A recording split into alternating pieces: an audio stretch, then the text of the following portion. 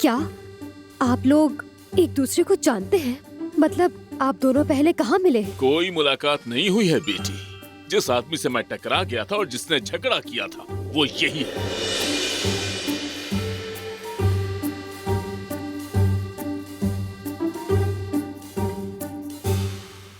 अरे वो बस एक बदकिस्मत सा इत्तेफाक था, ऐसी भी कोई बड़ी बात नहीं थी।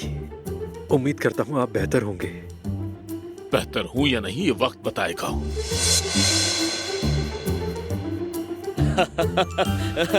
यार दुनिया वाकई गोल है यार। आज समझ आया। शुक्र तो ये है कि दो नेक नियत इंसान आमने सामने बैठे हैं आज।